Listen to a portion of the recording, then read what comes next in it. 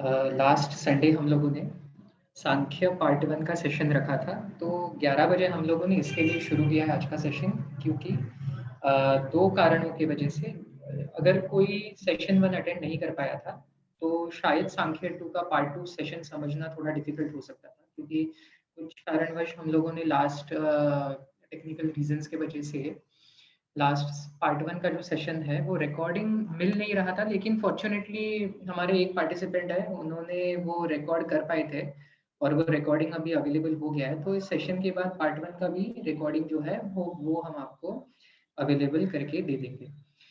तो वो भी आपको मिलने वाला है। तो उसमें अभी अच्छी बात ये है कि कोई भी सेशन का कोई भी पार्ट मिस नहीं होगा। फिर भी पार्ट 2 कंटिन्यू करने के लिए अगर पार्ट 1 का हम एक रिकैप ले लें, एक रिफ्रेशर अगर हम ले लें यहाँ पे, तो मुझे लगता है कि सबके लिए ये आसानी हो सकती है। और जो कोई लास्ट सेशन के लिए जिन्होंने अटेंड भी किया था, तो ऑफ कोर्स उनके लिए भी ये थोड़ा आसान करने वाली बात यहाँ पे हो जाएगी।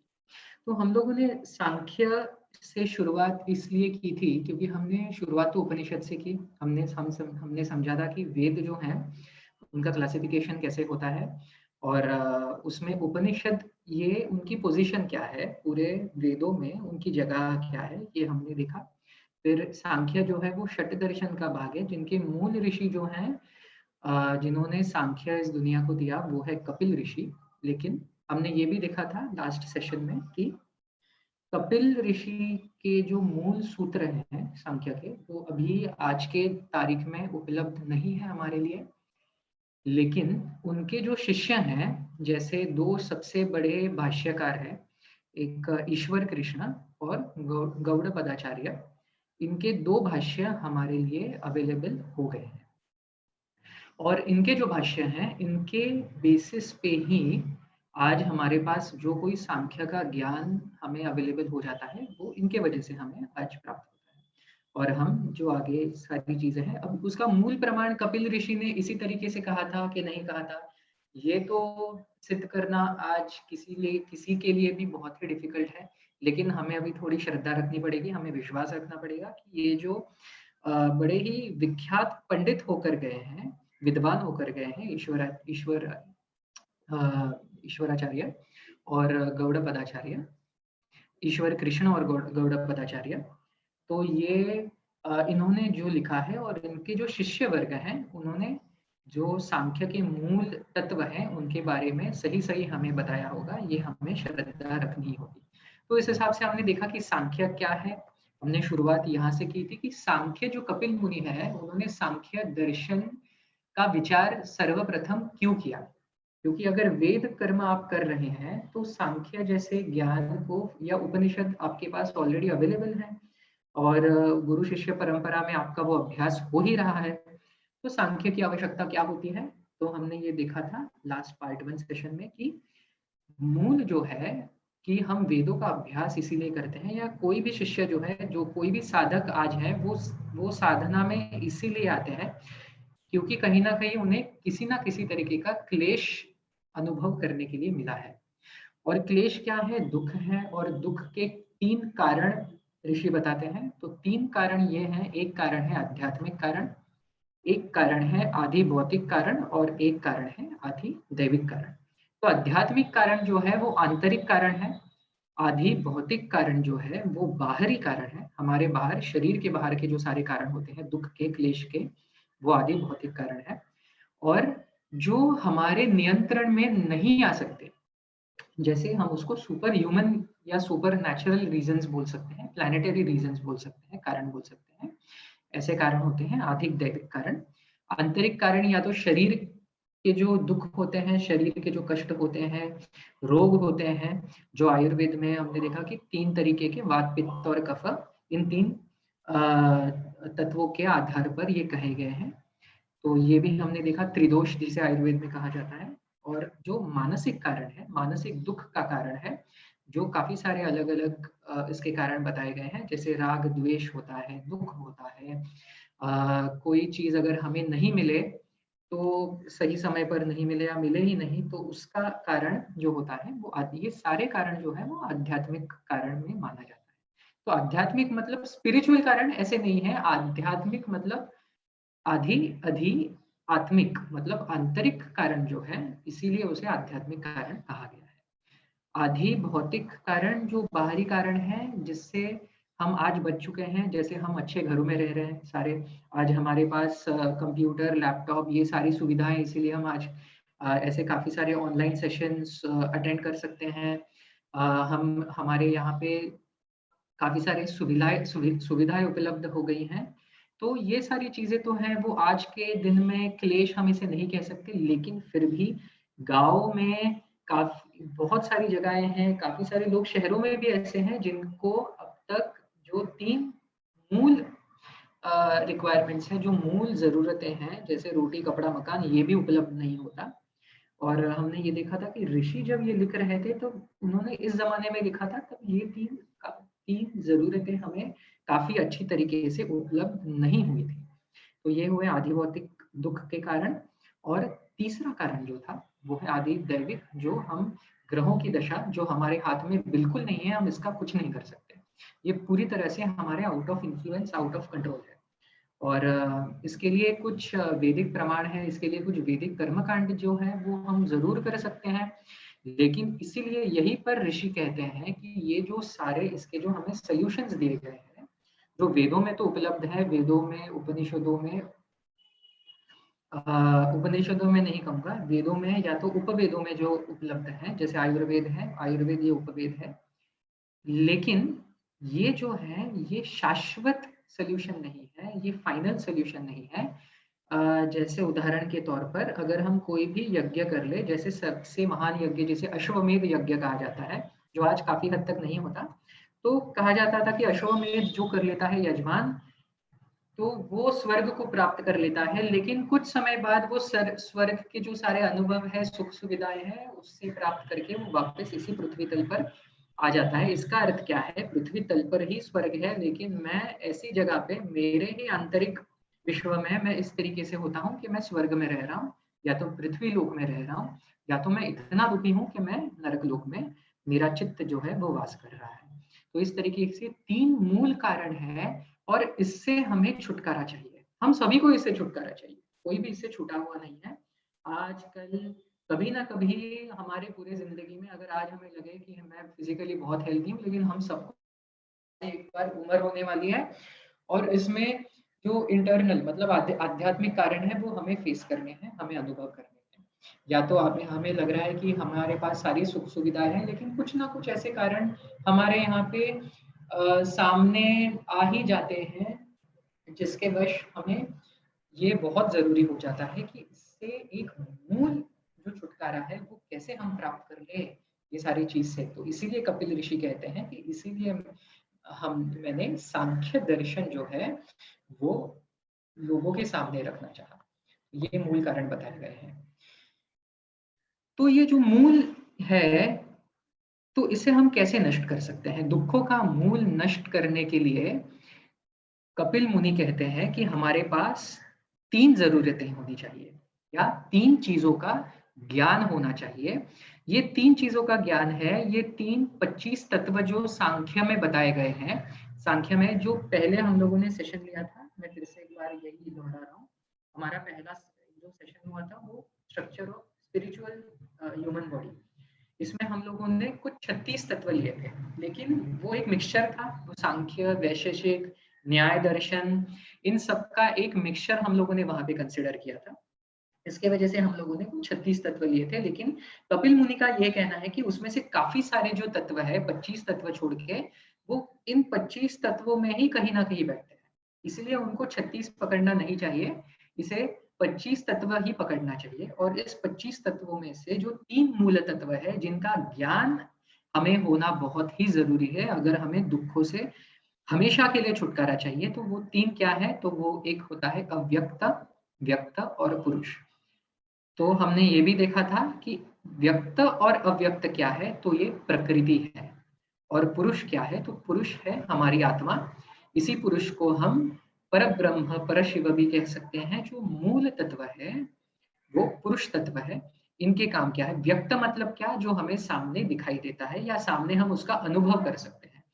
तो हमने ये भी देखा कि दिखाई देना, प्रत्यक्ष दिखाई देना ही इसका प्रमाण नहीं है। तो अगर कोई भी चीज जिसका हम अनुमान भी अगर लगा सके, हमारे बुद्धि से अगर हम उसका अनुमान लगा सकते हैं, शायद हम उसे देख ना सके, हम उसे सुन ना सके, हम उसे सूंघ ना सके, हम उसे स्पर्श ना कर सके, लेकिन कोई ऐसी चीज जो हमें दिखाई नहीं दे रही है लेकिन हम उसका अनुमान अगर लगा सकते हैं, जैसे उदाहरण के तौर पर वैज्ञानिक क्या करते हैं, तो वो एक्सपेरिमेंट करते हैं और उनके संशोधन में जो एक्सपेरिमेंट्स होते हैं उसमें से उन्हें काफी सारी चीजें दिखाई नहीं देती, लेकिन वो एक्सपेरिमेंट के बेसिस पे वो काफी सारी चीजों का अनुमान लगाते हैं।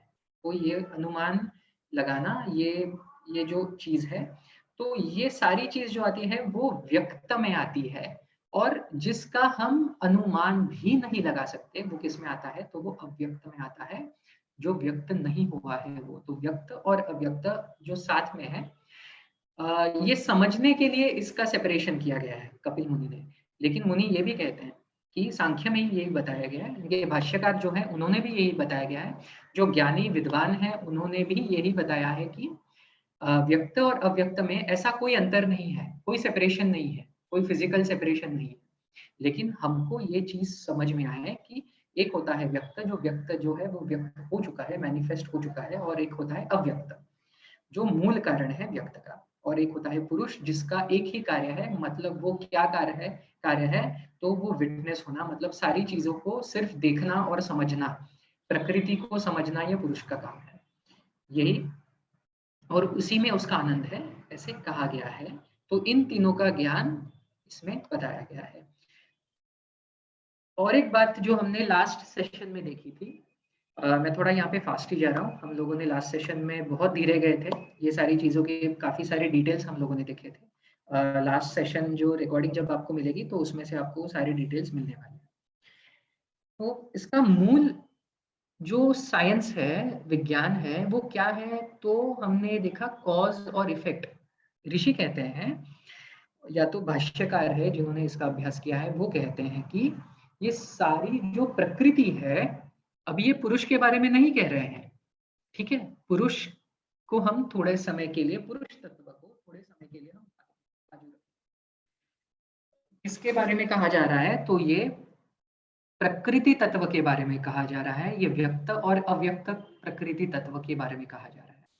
तो क्या कहा जा रहा है कि प्रकृति जो है उसका मूल विज्ञान किसके आधार पर टिका हुआ है, तो एक होता है कारण और एक होता है कार्य। कारण क्या है, कारण वो है जिस तत्व से किसी और तत्व की उत्पत्ति होती है उसे हम कारण कहते हैं। कार्य क्या है, कार्य वो है जिसकी उत्पत्ति हुई हो उसे हम कारण कहते हैं, कार्य कहते हैं। मैं फिर से एक बार बोल रहा हूँ, कार्य मतलब कॉज, और इफेक्ट क्या है, इफेक्ट मतलब कारण मतलब कॉज, और इफेक्ट मतलब कार्य। तो कार्य वो है जिस तत्व से उत्पत्ति होती है, कारण वो है, कार्य वो है जिसकी उत्पत्ति कारण से हुई हुई है। तो ये दो चीजें मूल विज्ञान कहा जाता है, जिसके आधार पर संपूर्ण 25 तत्वों का सांख्य रचा गया है, बना गया है और समझा गया है। अब ये जो कार्य और कारण है, ये 25 तत्वों में किस तरीके से काम करते हैं, तो इसके लिए 4 तरीके के फंक्शंस, मतलब 4 तरीके के कार्य और कारण बताए गए हैं, 4 तरीकों में इसे बांटा गया है, इस 25 तत्वों को 4 तरीके से बांटा गया है। ये कैसे बांटा गया है 25 को, 7, 16, 1 और 1। तो हम देखेंगे इसका अर्थ क्या है, वापस एक बार 1-2 मिनट इसके लिए इस पर ध्यान केंद्रित करेंगे। तो 7 तत्व कौन से हैं, वो है बुद्धि, इसको अच्छी तरीके से हम सीक्वेंस भी आगे देखेंगे, बुद्धि, अहंकार और तन्मात्र। बुद्धि एक है, अहंकार एक है, और तन्मात्र, ये 5 अलग अलग तत्व है।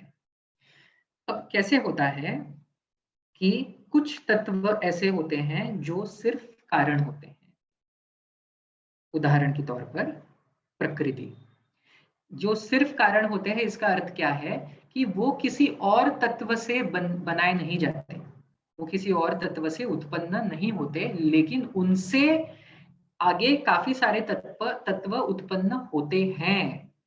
तो प्रकृति एक, यही सिर्फ एक ऐसा तत्व है जो किसी से भी उत्पन्न नहीं हुआ है, लेकिन उससे आगे बाकी जो 24 तत्व, बाकी जो 23 तत्व है, 24 नहीं, बाकी जो 23 तत्व हैं वो उत्पन्न होते हैं। तो ऐसे कौन से तत्व है? प्रकृति। अब 7 तत्व हम जो कह रहे हैं वो क्या है कि प्रकृति से जो तत्व उत्पन्न होते हैं उनसे भी आगे कुछ तत्व उत्पन्न होते हैं।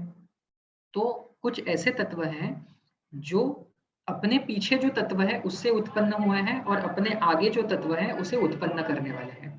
इसीलिए हम उसको कहते हैं कारण और कार्य दोनों। इसका इसका इसका फंक्शन क्या है? दोनों है। कारण, ये तत्व कारण भी है और ये तत्व कार्य भी है। तो ऐसे 7 तत्व हैं।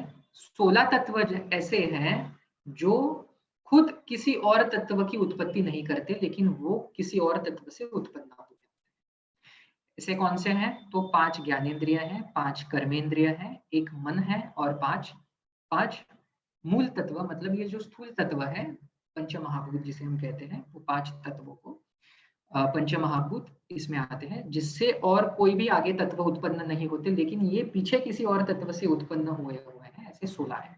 और फिर आता है पुरुष। पुरुष कैसा है? तो पुरुष ना कोई तत्व उत्पन्न करता है और पुरुष ना ही किसी तत्व से उत्पन्न हुआ है। ऐसे 4 तरीके के चीजें बताए गए हैं। कार्य और कारण इसके आधार पर हमें बताया गया है। हम 5 मिनट लास्ट में फिर से क्वेश्चंस भी लेंगे 11:30 बजे जब हम सेशन लेके उसके पहले।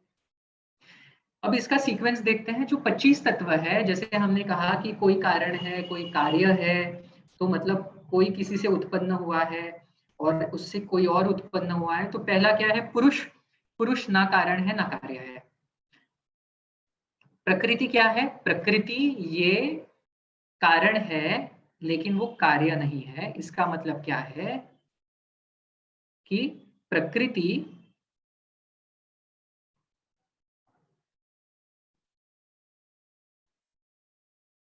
मैसेज आया है।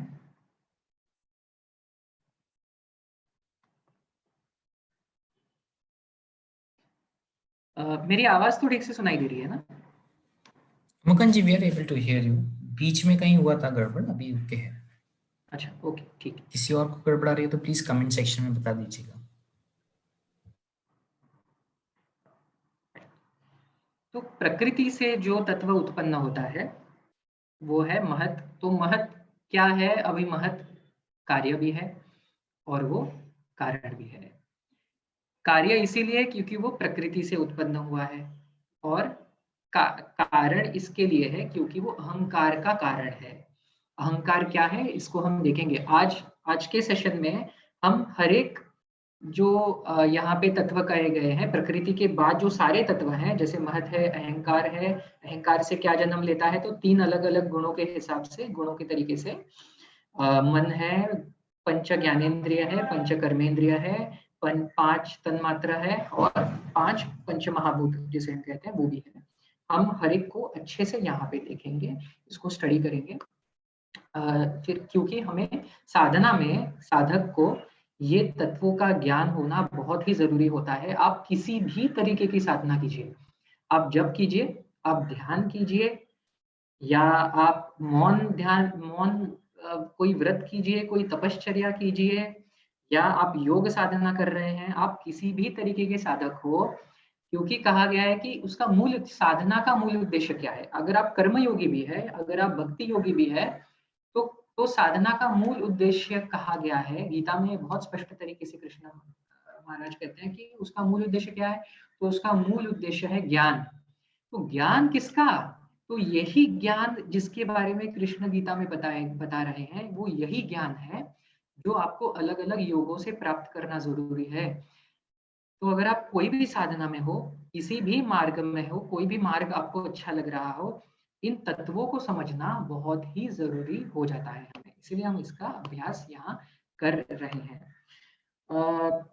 मैं 1 मिनट यहाँ पे इस चीज के लिए इसीलिए लूंगा, मैं ये वापस जब हमारा मूल सेशन चालू हो जाएगा तब भी मैं ये चीज बताने वाला हूँ कि मेरी आप सबको एक रिक्वेस्ट है। अगर किसी भी तरीके का हमें यहाँ पे कंफ्यूजन है कि हम यहाँ पे जैसे कोई भी अलग विज्ञान हो, उदाहरण के तौर पर फिजिक्स है, साइंस है, केमिस्ट्री है, मैथमेटिक्स, इसका हम ये जो मटेरियल साइंसेज हम इसको कह रहे हैं, अगर हम इसको एज अ मटेरियल साइंस जिससे जैसे हम इसको अप्रोच करते हैं, अगर उसी तरीके का हम मेंटल अप्रोच इसको ले लें, तो हम इसमें आपको इसमें से कुछ भी प्राप्त नहीं होने वाला है। हमारे पूरे कोर्स में से आपको कुछ भी प्राप्त नहीं होगा। लेकिन हम जो ये कोशिश कर रहे हैं, ये जो हम अभ्यास करने की कोशिश कर रहे हैं, अगर हम इसको साधना के तौर पर अगर हम लेंगे, ताकि वो मेरे खुद के मतलब आपके साधना में और मेरे साधना में अगर वो कुछ जोड़ नहीं रहा है, अगर नया अच्छा कुछ अगर जोड़ नहीं रहा है, तो इसका मैं आपको बताऊं कोई अर्थ नहीं होने वाला है। तो मैं इसके बारे में बहुत ही क्लियर हूँ। अगर ये हमारे स्पिरिचुअल ट्रांसफॉर्मेशन के लिए यूज नहीं हो रहा है, और अगर ये बहुत ही प्योर इंटेलेक्चुअल एक्सरसाइज अगर हमें हो रही है, तो हम इसको आगे नहीं लेके जाएंगे। लेकिन अगर एक भी व्यक्ति के लिए यहाँ पे अगर ये साधना के लिए उपयुक्त हो रहा है, तो ही हम ये कोर्स आगे करने वाले हैं। मैं इसके बारे में बहुत क्लियर हूँ, क्योंकि इसका कारण ये है, क्योंकि आज जब हम ये कोर्स कर रहे हैं, तो ये जो है वो किसी पुस्तक में से पढ़कर सिर्फ आया है, ऐसी बात नहीं है। तो ये कहीं पे ये गुरु शिष्य परंपरा से आई हुई चीज है। और ये गुरु शिष्य परंपरा से आई हुई होने की वजह से इसको अगर हम साधना रूप में लेंगे, तो ये बहुत ही इसका कुछ ना कुछ फल हमारे साधना में प्राप्त होना जरूरी ही ये होना ही है।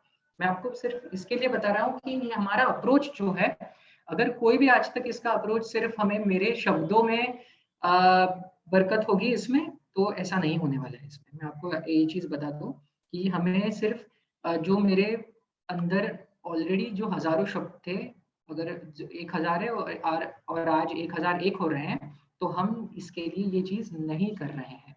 तो ये चीज क्लियर होना बहुत जरूरी है। इसीलिए इस अप्रोच से हमें इसका चिंतन करना है। तो मैं ये बात आपको बताना चाहता था। हम वापस एक बार सांख्य की ओर मुड़ेंगे। तो ये जो 25 तत्वों का ज्ञान यहाँ पर बताया गया है, तो 25 तत्वों का ज्ञान इस तरीके से जोड़ा जाता है। हर एक तत्व को हम यहाँ पर बहुत ही अच्छी तरीके से देखने की कोशिश करेंगे। पर इसके पहले मैं प्रमाण में बहुत डीप नहीं जाऊंगा, लेकिन यहाँ पे प्रमाण के विषय के बारे में जानकारी देने का कारण क्या था? तो कारण ये था कि ऋषि ये कह रहे थे कि काफी सारी चीजें ऐसी हैं जो हमें दिखाई नहीं देती, और गुरु शिष्य को तो बता रहे हैं, तो शिष्य जो है वो सिर्फ गुरु बता रहे हैं इसीलिए उसे मान लेना। ये गुरु भी खुद ये ऐसे नहीं बोल रहे हैं कि सिर्फ मैं बता रहा हूं इसलिए तुमको ये मानना चाहिए, नहीं, इसके कुछ प्रमाण है। तो 3 मूल प्रमाण कहे गए। प्रत्यक्ष प्रमाण, प्रत्यक्ष क्या है? जो हमारे पंच ज्ञानेंद्रियों से हम समझ सकते हैं, उसे कहते हैं प्रत्यक्ष प्रमाण। तो आप अध्यात्म प्रत्यक्ष प्रमाण से जान सकते हैं।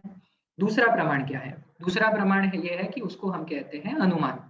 अनुमान क्या है? अनुमान वो है जो मैंने पहले भी बताया आपको, कि अनुमान ये है कि अगर मैं कोई चीज देख नहीं सकता, उसे स्पर्श नहीं कर सकता, उसे सुन नहीं सकता, फिर भी किसी कारणवश, मतलब किसी साइंस, जिसे हम साइन कहते हैं, उससे अगर मैं उसका अनुमान लगा लूं, तो ये ये भी एक तरीके का प्रमाण है जिसे हम मान सकते हैं एज अ प्रूफ। प्रमाण मतलब क्या? Proof, evidence. तो ये एक प्रमाण है। और एक ऐसा प्रमाण है जो अध्यात्म में ही पाया जाता है, जो वेदों में ही पाया जाता है, और वो प्रमाण ऐसा है जो वैज्ञानिक नहीं मानते इसे, वो है शब्द प्रमाण। शब्द प्रमाण मतलब जो ऋषि अगर कोई भी आध्यात्मिक जगत में बहुत ही प्रगत हो, अगर वो बहुत ही आगे निकल चुका हो उसमें, तो वो जो कुछ कह लेता है, तो हम तो सारे सामान्य लोग हैं, हमको प्रमाण की आवश्यकता होती है, हमें चीजों को समझने की आवश्यकता होती है। सामान्य रूप से जो हम समझ सकते हैं, हमारे सामान्य बुद्धि से जो हम समझ सकते हैं, वो हम उसी तरीके से समझ लेते हैं। लेकिन जो ज्ञानी है, जिसे ब्रह्म ज्ञान हो चुका है, ब्रह्म का ज्ञान प्राप्त कर चुके हैं, उन ज्ञानियों को, वो ज्ञानियों के मुख से जो कोई चीज निकलती है वो शब्द प्रमाण हो जाता है। और अगर वो कोई भी चीज कह लेते हैं, तो हमें उसे मान लेना बहुत ही जरूरी हो जाता है। तो ये प्रमाण था। हम यहीं पर रुके थे इसके हर एक डिटेल्स हमने स्टडी किए थे। आज का जो 11:30 का सेशन है वो 5 मिनट में हम बिल्कुल शुरू करेंगे। उसके पहले जो कोई पार्टिसिपेंट्स यहाँ ज्वाइन किए हैं, जिन्होंने ज्वाइन किया है, तो मैं रिक्वेस्ट करूँगा कि अगर आपको अभी कोई भी सवाल है तो प्लीज़